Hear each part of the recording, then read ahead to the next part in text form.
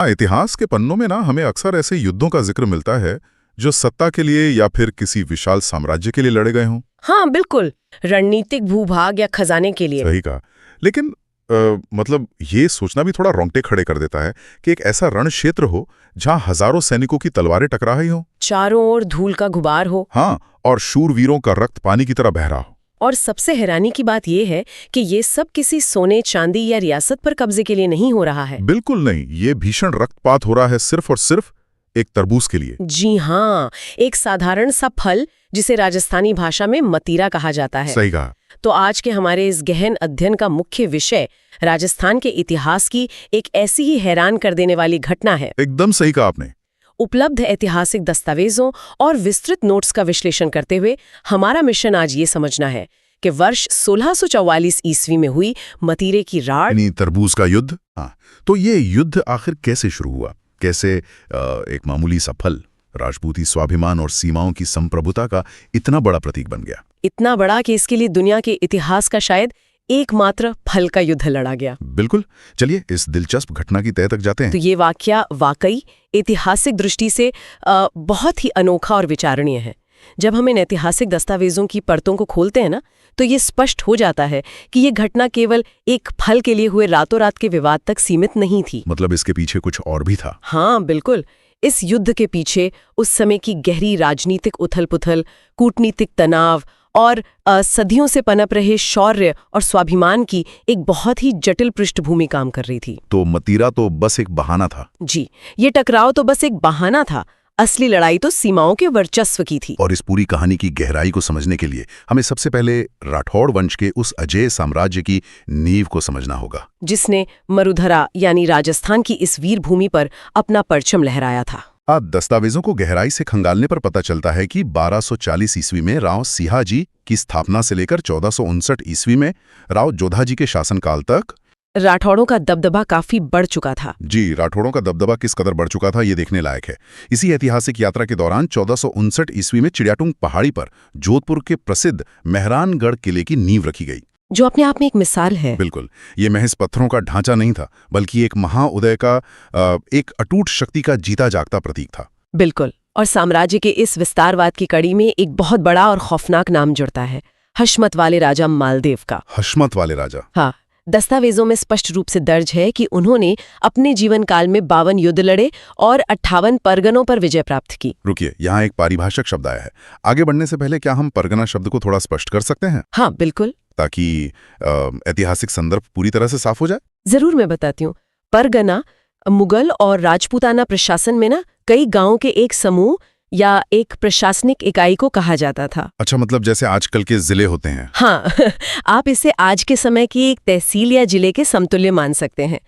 तो 58 परगनों पर कब्जा करने का मतलब था एक बहुत ही विशाल और शक्तिशाली भूभाग पर सीधा नियंत्रण। समझ गया। अब अगर हम इसे व्यापक नजरिए से जोड़कर देखें तो हम पाएंगे कि मुगल काल के चरम पर आते आते राजनीतिक समीकरण काफी उलझने लगे थे। वो कैसे? मुगल साम्राज्य के दौर में बीकानेर और नागौर, ये दोनों रियासतें मारवाड़ से अलग होकर अपने आप में स्वतंत्र शक्ति केंद्रों के रूप में उभरने लगी थीं। अच्छा, दोनों स्वतंत्र हो गई थी? हाँ, अब जब दो अत्यंत शक्तिशाली, साधन संपन्न और स्वायत्त राज्य एक दूसरे के बिल्कुल अगल बगल स्थित हों और दोनों का अपना एक कड़ा राजपूती स्वाभिमान हो, तो उनकी सीमाओं पर तनाव होना तो तय था। बिल्कुल लाजमी है। यही वो सूखा बारूद था जो 1644 की इस घटना के लिए बहुत पहले से बिछ चुका था। यहाँ बात बहुत ही दिलचस्प हो जाती है, क्योंकि वो चिंगारी जिसने इस बारूद के ढेर को सुलगाया वो किसी राजा की महत्वाकांक्षा या कोई बड़ी कूटनीतिक चाल नहीं थी, बल्कि प्रकृति का एक बेहद छोटा सा खेल था। हाँ, बात 1644 ईस्वी के मानसून की है। बारिश के मौसम में एक मतीरा यानी तरबूज की बेल ने अनजाने में ही सरहद पार कर ली। सरहद पार कर ली, मतलब सोचिए। अब इस विवाद का जो विशिष्ट भूगोल है ना, वो बहुत ही ध्यान देने लायक है। उस बेल का जो बीज था और जो मुख्य जड़ थी वो बीकानेर रियासत की सीमा में आने वाले सिलवा गांव में पनपी थी। जी, सिलवा गांव में। लेकिन वो बेल जमीन पर रेंगती हुई बढ़ती गई और बढ़ते बढ़ते उसने नागौर रियासत की सीमा के जाखड़िया गांव में प्रवेश कर लिया। और कहानी में असली मोड़ तब आया जब उस बेल में जो फल लगा वो मतीरा नागौर की सीमा वाले जाखड़िया गांव की जमीन पर जाकर लगा। मतलब जड़ बीकानेर में और फल नागौर में। इस अजीबोगरीब भौगोलिक स्थिति ने एक ऐसी कानूनी और नैतिक दुविधा पैदा कर दी जिसका समाधान उस दौर के कड़े नियमों में आसान नहीं था। हाँ, क्योंकि दोनों ही पक्षों के अपने अपने दावे होंगे। बिल्कुल। और इसके पीछे एक बहुत बड़ा आर्थिक और रणनीतिक कारण भी था जिसे नजरअंदाज नहीं किया जा सकता। वो क्या कारण था? हमें ये ध्यान रखना होगा कि ये क्षेत्र थार के कठोर मरुस्थल का हिस्सा है। रेगिस्तान की चिलचिलाती धूप, झुलसा देने वाली रेत और पानी की भारी कमी के बीच मदिरा कोई साधारण या आसानी से मिलने वाला फल नहीं होता था। हाँ, वहाँ पानी की वैसे भी किल्लत रहती है। इसे एक अत्यधिक मूल्यवान और हाई वैल्यू जीवनदायी फल माना जाता था क्योंकि ये भीषण गर्मी में पानी का एक बहुत बड़ा प्राकृतिक स्रोत था। तो ये सिर्फ स्वाद की बात नहीं थी? बिल्कुल नहीं। इस फल की इसी अहमियत ने सीलवा और जाखंडिया के किसानों के बीच शुरू हुई इस मौखिक बहस को तुरंत एक बड़े झगड़े में तब्दील कर दिया। ये तो समझ आता है कि रेगिस्तान में पानी और फल बहुत कीमती थे, लेकिन क्या सिर्फ एक मतीरे के लिए दो रियासतों की सेनाओं का आमने सामने आ जाना और कट मरना उस समय के हिसाब से भी एक अतिशोक्ति नहीं लगती? ये बहुत ही सटीक सवाल है आपका। क्या इसके पीछे कोई और भड़ास या पुराना गुस्सा था जो इस फल के बहाने बाहर आ रहा था? सच कहा जाए तो मतीरा तो केवल एक प्रतीक बन गया था। दोनों पक्षों की अपनी अपनी दलीलें थीं जो उनके संप्रभुता के अहंकार से जुड़ी थीं। अच्छा, तो दलीलें क्या थी दोनों की? बीकानेर के किसानों और अधिकारियों की दलील पूरी तरह से स्वामित्व के दावे पर आधारित थी। उनका कहना था, जहां जड़ है, असली मालिक वही है। मतलब उनका लॉजिक भी अपनी जगह ठीक ही था। उनका तर्क था कि चूंकि बीज उनकी जमीन में बोया गया, उसे उनकी मिट्टी का पोषण मिला, इसलिए फल पर भी स्वाभाविक हक उनका ही है। और नागौर वालों का क्या कहना था? दूसरी ओर नागौर की दलील उस फल की वर्तमान स्थिति पर आधारित थी। उनका कहना था, जहां फल लगा है, अधिकार उसी का है। तो वो पोजेशन को ओनरशिप मान रहे थे? हाँ, चूंकि फल नागौर की धरती पर मौजूद था, इसलिए उन्होंने उसे अपनी संपत्ति मान लिया। किसी भी पक्ष के लिए एक कदम पीछे हटने का सीधा मतलब था अपनी रियासत की सीमा और संप्रभुता से समझौता करना। और राजपूतों के लिए तो ये बहुत बड़ी बात थी। उस दौर में सीमा पर 1 इंच भी पीछे हटने का मतलब था अपनी कमजोरी प्रदर्शित करना, जो किसी भी राजपूत सेनापति को गवारा नहीं था। स्थिति इतनी तनावपूर्ण हो गई कि इस मामले को सुलझाने के लिए सीधे आगरा में मुगल सम्राट शाहजहां से हस्तक्षेप की गुहार भी लगाई गई। जी, शाहजहां तक बात पहुंच गई थी। लेकिन ये बहुत बड़ा संयोग था, जिसे उपलब्ध ऐतिहासिक नोट्स भी प्रमुखता से दर्शाते हैं कि युद्ध के उस नाजुक मोड़ पर दोनों ही रियासतों के राजा अपनी अपनी राजधानी में मौजूद नहीं थे। ये बहुत ही क्रिटिकल पॉइंट है। बीकानेर के राजा करण सिंह उस समय किसी महत्वपूर्ण सैन्य अभियान पर दूर गए हुए थे और नागौर के राव अमर सिंह आगरा में मुगल दरबार में उपस्थित थे। तो राजाओं की इस अनुपस्थिति ने एक बहुत बड़ा नेतृत्व का शून्य पैदा कर दिया था। ऐसे में बीकानेर की सेना का नेतृत्व उनके स्थानीय सेनापति मुखिया रामचंद्र कर रहे थे और नागौर की कमान उनके सेनापति सिंघवी सुखमल के हाथों में थी। ये एक बहुत ही घातक स्थिति होती है। अक्सर जब शीर्ष नेतृत्व मौजूद नहीं होता है ना, तो स्थानीय सेनापति सीमा की रक्षा को अपनी व्यक्तिगत प्रतिष्ठा और जीवन मरण का प्रश्न बना लेते हैं। हाँ, क्योंकि उन्हें लगता है कि राजा के पीछे से राज्य की इज्जत उनके हाथ में है। बिल्कुल। राजाओं की गैर मौजूदगी में कूटनीतिक रास्ते पूरी तरह से बंद हो गए और भावनाएं हावी हो गईं।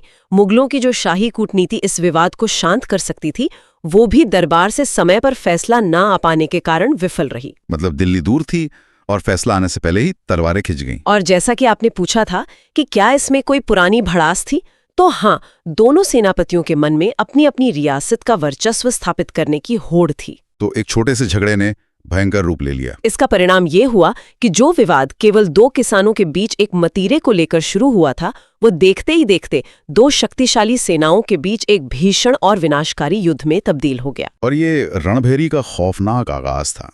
1644 ईस्वी में इतिहास का वो महासंग्राम लड़ा गया जिसने सीलवा और जाखड़िया के बीच की मरुधरा की रेत को लाल कर दिया। सच में वो मंजर बहुत खौफनाक रहा होगा। ये कोई छोटी मोटी झड़प या हाथापाई नहीं थी, बल्कि एक ऐसा रक्तरंजित संग्राम था जिसमें हजारों तलवारें खिंची और तोपखाने तक का इस्तेमाल होने की नौबत आ गई। तरबूज के लिए तोपखाने? बिल्कुल। इस भयानक महारण का अंत अंततः बीकानेर रियासत की सैन्य जीत के साथ हुआ। बीकानेर ने मतीरे पर अपना अंतिम अधिकार स्थापित किया और नागौर की सेना को भारी नुकसान पहुंचाते हुए उन्हें पीछे हटने पर मजबूर कर दिया। लेकिन कीमत क्या चुकाई गई इसकी? वही तो।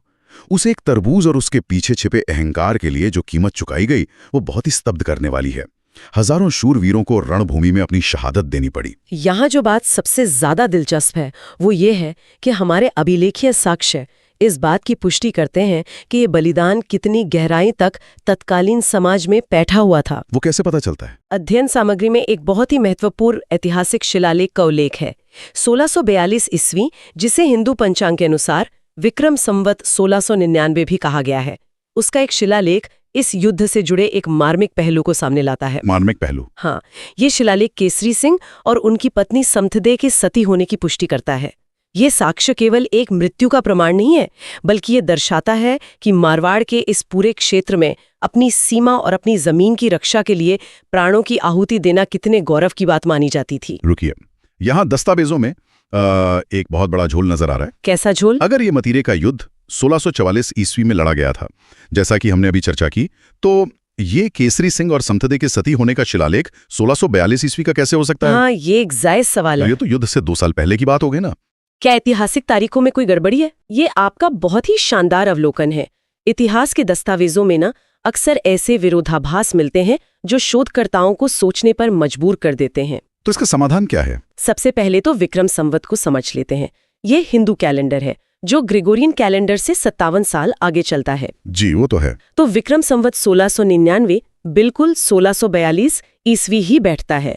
अब इस 2 साल के अंतर के पीछे इतिहासकारों के 2 प्रमुख मत हैं। अच्छा, 2 मत हैं। पहला तो ये कि शायद शिलालेख को उकेड़ने में या तारीखों के दस्तावेजीकरण में कोई मानवीय भूल हुई हो। लेकिन दूसरा और ज्यादा तार्किक मत ये है कि बीकानेर और नागौर की सीमा पर तनाव 1644 में अचानक एक दिन में नहीं भड़का था। मतलब ये बैकग्राउंड में चल ही रहा था। बिल्कुल। 1642 ईस्वी के आसपास भी सिलवा और झखड़िया की सीमाओं पर छुटपुट लेकिन हिंसक सैन्य झड़पें हुई थीं, जिनमें केसरी सिंह जैसे योद्धाओं ने जान गंवाई थी। ओहो, तो मामला पहले से गर्म था। 1644 में मतीरे की बेल ने तो बस उस ज्वालामुखी को फटने का अंतिम बहाना दे दिया था।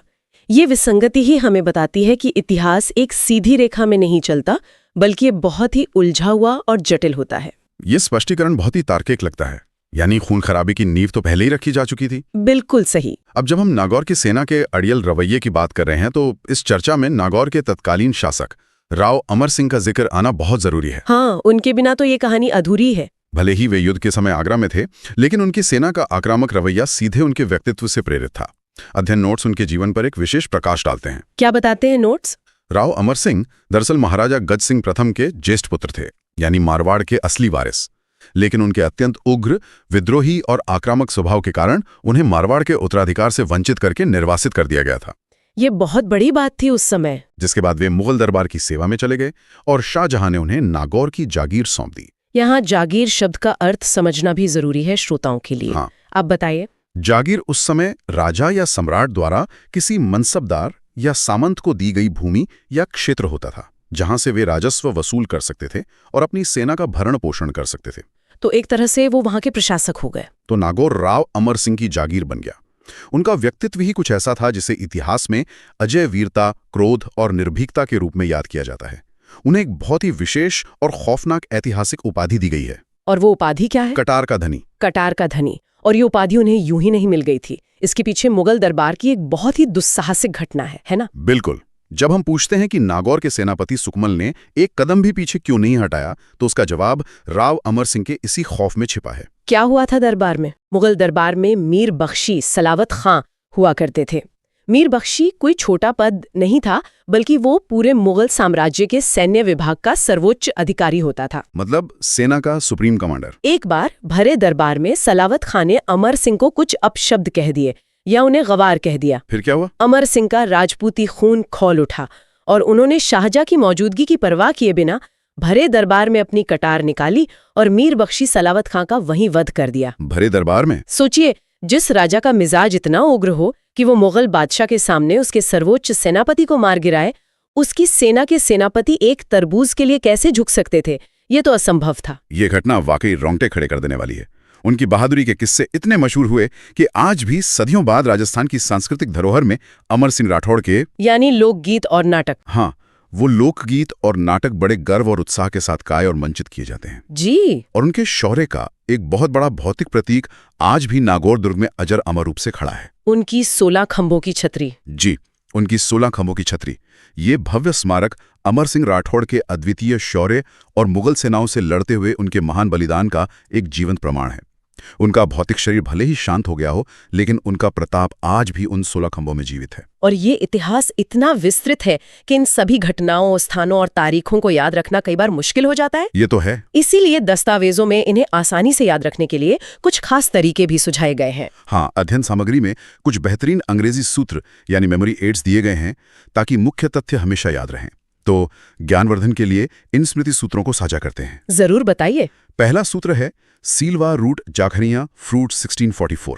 ये बहुत ही सीधा है। इसका अर्थ बहुत ही स्पष्ट है।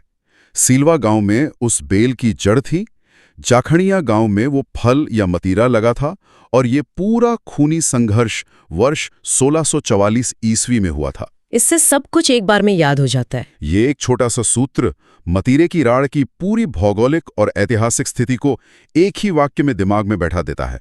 ये तरीका वाकई बहुत प्रभावी है। और दूसरा सूत्र राव अमर सिंह के जीवन और उनकी विरासत को याद रखने के लिए दिया गया है।